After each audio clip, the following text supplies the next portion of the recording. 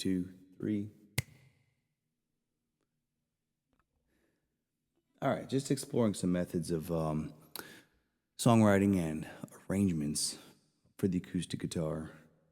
Working in G major here. Trying to find something a little unique.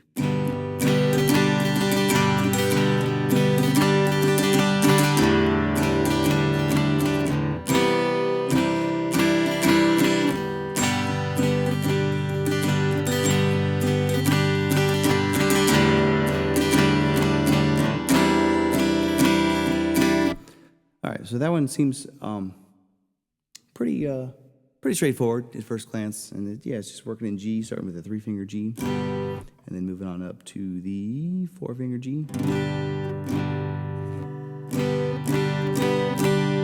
Just to get a little bit of a melody going on.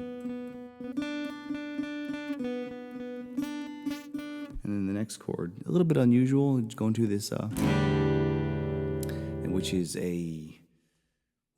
on paper, that's a G6 over E.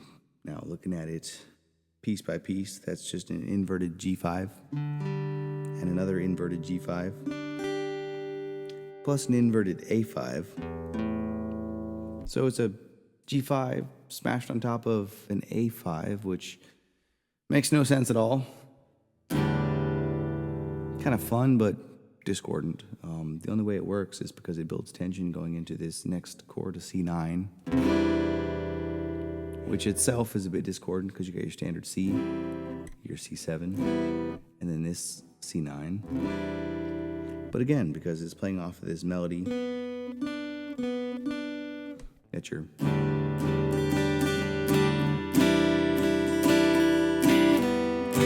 which resolves again nicely into the G. So, again, just building unusual chords around a simple melody in a way that's evocative. And then we go straight from that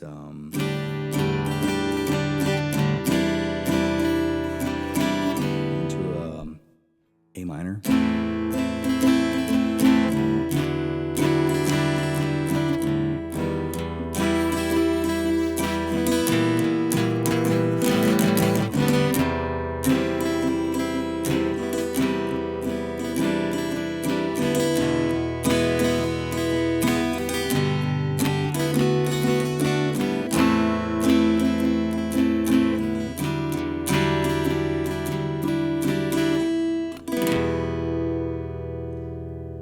So that's a lot to unpack, but we're basically just going from the G at the end of that first phrase into an A minor, which is the supertonic of the G major key,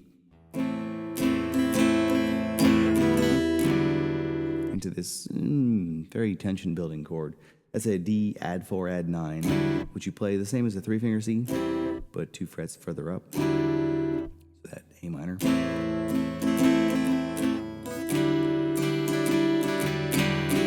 Into this interesting fella here. It's just an E minor, but I wanted to have that passing tone into the E minor, and I wanted to be able to just move a couple fingers down to this,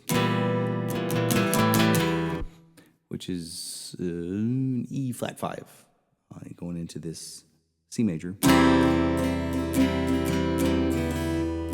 C7, C9, which we saw earlier in the previous phrase. That's just a C, or that's an E7, resolving into an E major.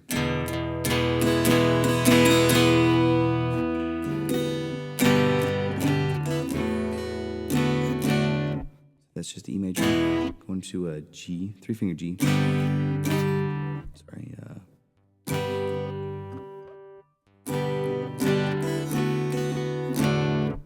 it's a 3-finger G to a 4-finger G to a D6, which resolves to a D major. First time we've seen that, that's the dominant of the G major key. And whenever you build tension into a dominant of any key, we're expected to resolve back to the tonic, but since this progression in this section is built around the A minor. We can go back to it. That's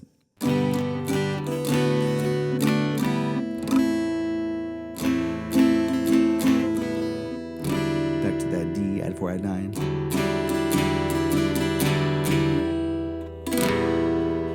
And we've resolved to the E minor, where previously we've resolved to the E major. But either way, it gives us this, we can always reset back to the G major at the end of the phrase. So this isn't supposed to be a complete song or any, even really a complete structure. It's just an example of playing around in G major and some of the ways that we can branch out into interesting chord progressions that maybe we hadn't used before, using some of those oddball chords, the G6 over E, or the D, add 4, add 9, chords that are just a mess all by themselves, but when inserted correctly into an interesting progression can really stand on their own and add some tension. And that's just one of the ways that I approach songwriting, just to make it fun and interesting and maybe even unique.